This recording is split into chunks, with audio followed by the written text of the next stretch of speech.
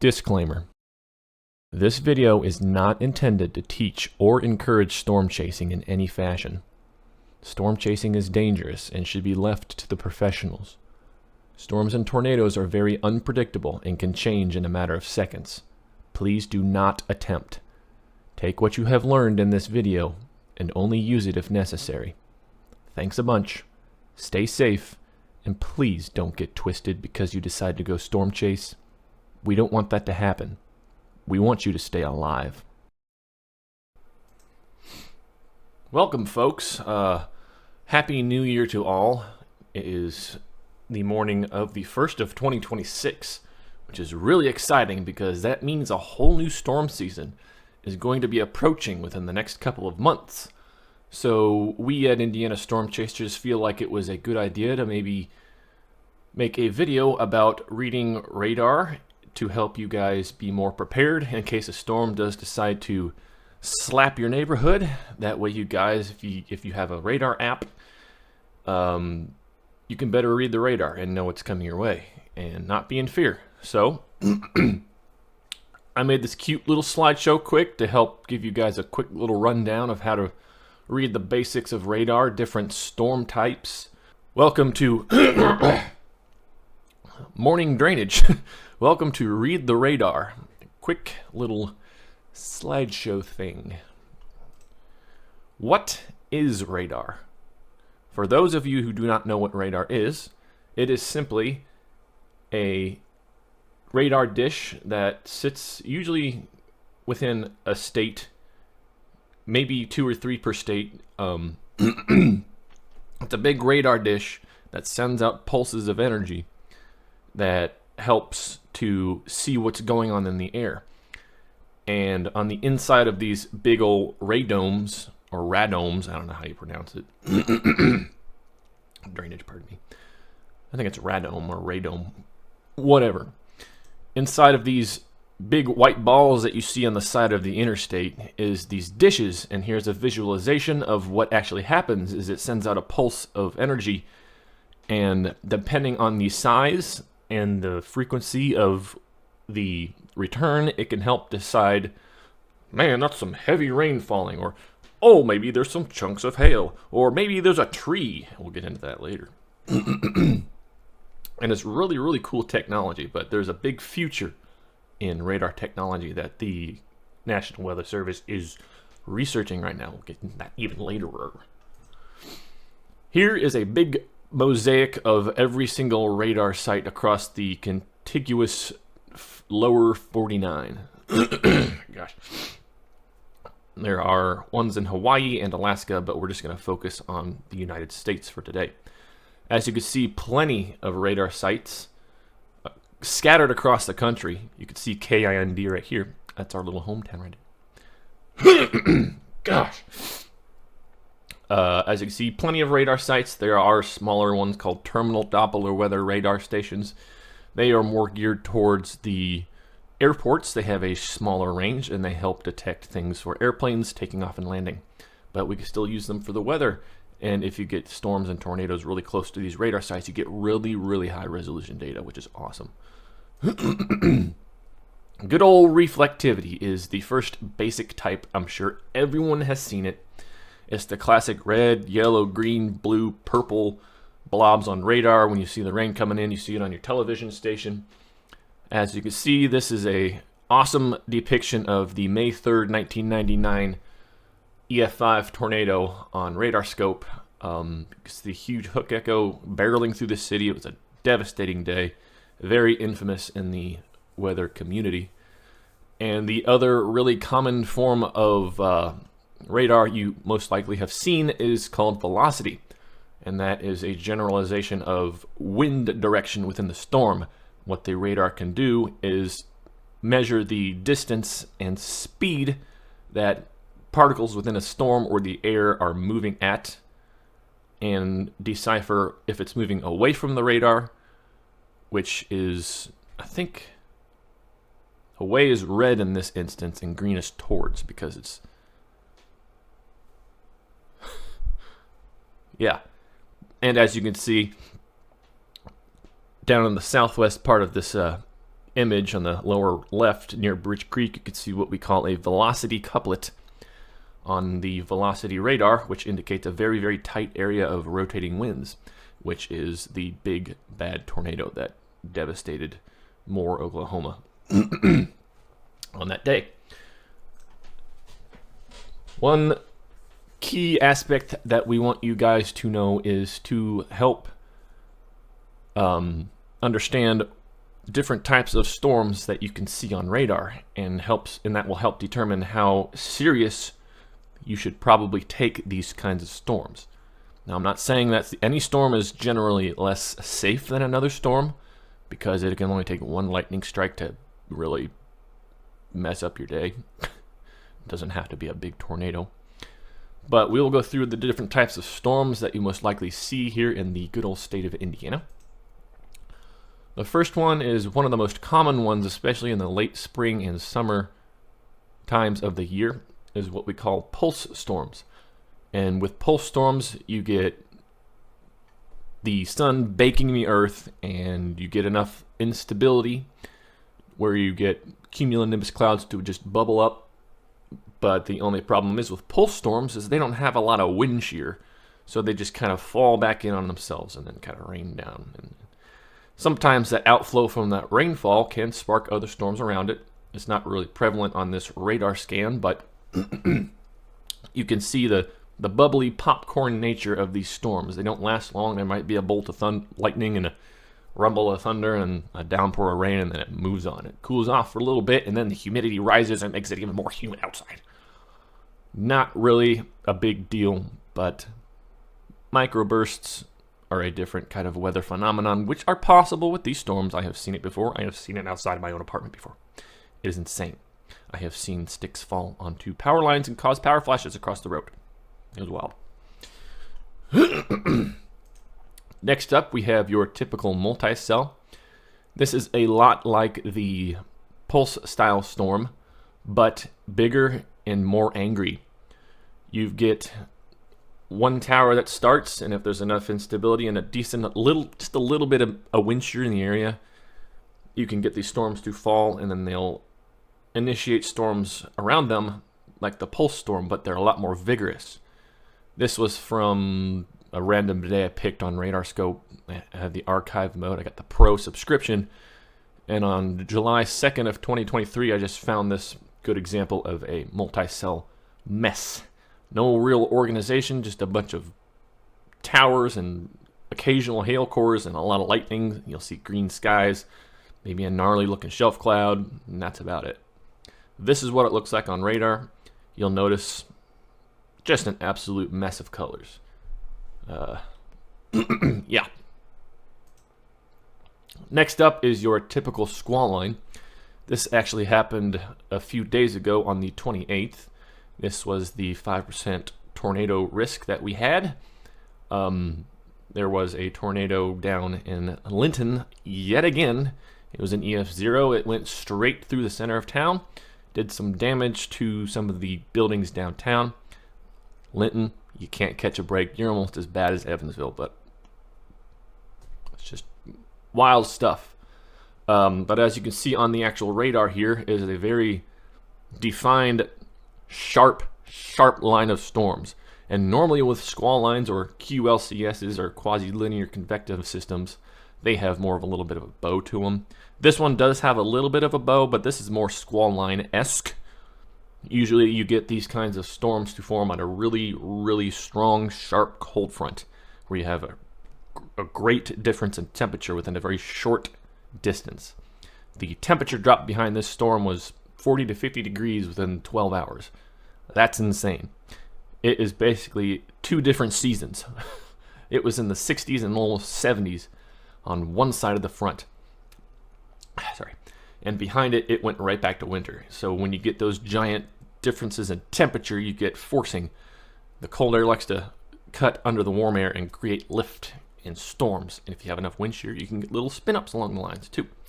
So if you ever see this on radar, definitely keep an eye on the radar and keep an eye on warnings issued. You might get them on your phone. But usually any tornado threat with these kinds of storms is very, very brief and very quick. But Still dangerous nonetheless. All right. Next up is the last storm, but on steroids. We get every once in a while in the late spring and usually the summer months, we get something we call derechos. And as you can see, they look like an absolute beast on radar. You have this huge bowing segment of thunderstorms that usually is driven by a big pool of rain-cooled air behind it called the cold pool. And what that does is it's a perpetual machine of wind that just keeps pushing itself for hundreds of miles and can cause widespread wind damage and power outages and occasionally an embedded supercell. A very serious storm, so if you ever see something this ominous on radar, and if you're driving, take care. If you need to, stop the car and just ride it out. If there's a tornado risk, get in a ditch. Keep an eye on the radar and the weather warnings again, and just kind of wait for it to pass as much as you can. Hail is not as much of a threat, but it still can be a threat.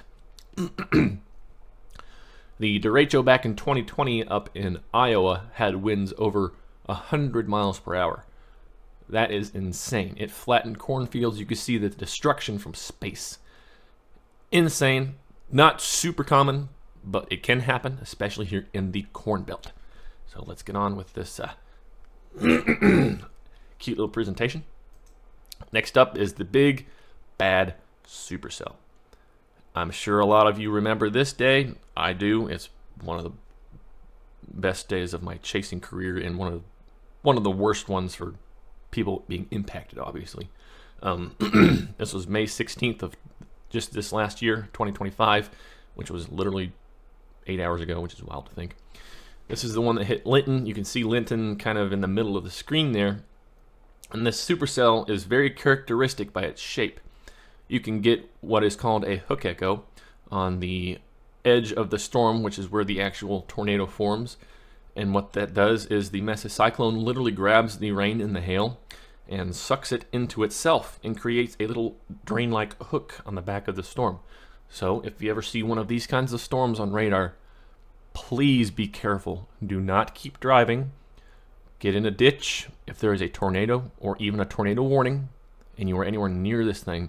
Please do not try to outrun it. We do not want you guys to get hurt or killed.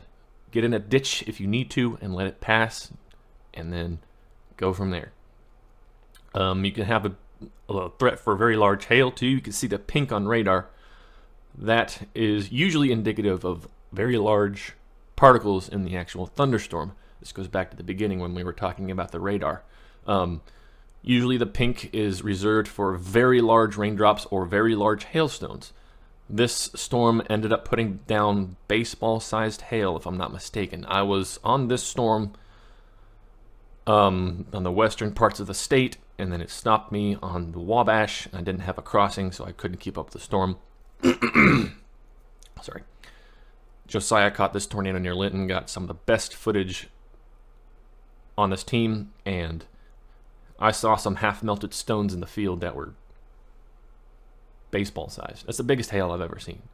Can definitely do damage to cars. In that instance, if there is hail, try to find somewhere to shelter your vehicle, if possible, but don't go under overpasses, especially for tornadoes, because you get something called the Bernoulli effect, where the wind from a tornado is actually accelerated through tighter spaces. So do not hide under overpasses, guys. Please. Yeah, supercells, the big bad storms of the weather world. Now, something really exciting to talk about is the future of radar technology. Currently what we have is the Doppler Weather NEXRAD 2 radar, which scans every 6 or 7 minutes. That's slow. You can have a tornado spin up, go through its entire life cycle, and then die within 6 minutes, and the radar will never catch it. That's no bueno. We need better technology, and this is where the future of radar comes in. We have, not we, but the National Weather Service is working on implementing what is known as phased array radar. It is a radar type that was created in the military for detecting enemy aircraft and whatnot in the air, and now the National Weather Service is going to implement that into the world of weather. And I have a video pulled up from the National Weather Service's YouTube page that I'm going to let you guys watch. I've used this in one of our presentations for WonderLab before because it's such a good video that describes this awesome radar technology. So let me just play it for you guys. For over 3 decades, NEXRAD, our nation's primary radar system, has been the gold standard in weather forecasting. Deployed in the early to mid-1990s, this network has been the backbone of severe weather warnings. However, it's reaching the end of its designed lifespan. They are still the world-class gold standard radar across the entire world for detection of severe weather. However, they're becoming more costly to maintain, and because of that, we will have to look for a replacement. With the Radar Next program, we want to improve radar technology with more rapid updates, faster scanning, flexible scanning, and we will look at PAR technology as a potential solution for that. In contrast to dish antennas, phased array antennas use thousands of smaller antennas that we can control individually to point the beam in different directions. We can also electronically change the shape of the beam. So this combination of electronic beam steering and beam forming allows for unprecedented flexibility to scan the atmosphere. Phased array radar allows you to scan the atmosphere much more quickly in the vertical and get updates from storms in an adaptive way, to where we can look at that particular storm many more times versus having to wait for the scan to come back around. Phased array radar, because of its flexibility, allows that radar to be the radar when and where you need it. It can scan the parts of the storm that are important. It can scan the parts of the atmosphere that we need when we need them in order to provide the best forecasts and the best decision points for our end users. NSSL has more than 6 decades of experience in cutting-edge radar science, and the Radar Next program is excited to continue to leverage their expertise moving forward to find a solution for the national radar capability replacing NEXRAD. NSSL has truly been a leader in weather radar for well over 60 years, developing innovative technology such as Doppler, such as dual pole. And in 2003, we started our journey working with the phased array radar. At that time, the Navy gave us an antenna that they used on their ships to track missiles, and we combined that with the technology of our weather radars to create the very first phased array radars for weather observations. At that same time, NSSL was developing dual polarization radar and showing the benefits of that, which gives you basically a horizontal and vertical view of the raindrops or the hailstones. Our old phased array radar did not include that technology. So in 2016, we partnered with other government agencies, industry, and academia to build the Advanced Technology Demonstrator, or ATD. The primary objective of the Advanced Technology Demonstrator was to demonstrate that dual pole and phased array radar could work together and provide us quality radar data that forecasters need. By 2023, NSSL researchers were able to demonstrate they could effectively calibrate the two technologies, in essence reinventing phased array radar and further pushing its already impressive capabilities. And it doesn't end there. As much success as we've had with this program, there's still a number of capabilities that we'd like to explore with this technology. The sky's the limit, pun intended. Like you can see in real time the RFD surging out here. NSSL has begun testing phased array for operations. Through the NOAA Hazardous Weather Testbed, National Weather Service forecasters are working case studies and comparing PAR data to current radar data. So far, the feedback is overwhelming. The rapid updates really bring the storm to life. You can see things evolving so much more clearly. There aren't these periods of time where you're not getting data. Sitting down and actually looking at the data really opened my eyes to what this data can provide for warning forecasters, specifically the temporal resolution. And by getting those more rapid, low-level scans, it definitely can give you confidence to issue warnings quicker and to extend that lead time to protect life and property. Forecasters and either other end users always mention how they can just see what's occurring. They don't have to think about what is coming next. Instead of having snapshots in time, you're actually watching it unfold without having to try to fill in the gaps between. Awesome. With such promising results already, PAR stands as a paradigm shift solution for the future of weather radar. In 2024 alone, the U.S. has already faced more than a dozen disasters that resulted in loss of life and caused at least $1 billion in damage, making advanced radar technology more critical than ever. PAR allows forecasters to provide better and faster information to the American people when severe weather threatens, ultimately helping us to meet the no-emission goal of saving lives and protecting property. Phased array radar as a replacement for the NETRAD system is the only thing that can fundamentally transform the way we think of radar data, being the radar that provides the data that we need, where we need it, and when we need it. If we want to continue to be a world leader in weather technology, it's important that we invest in ourselves. An investment in PAR is an investment in our future.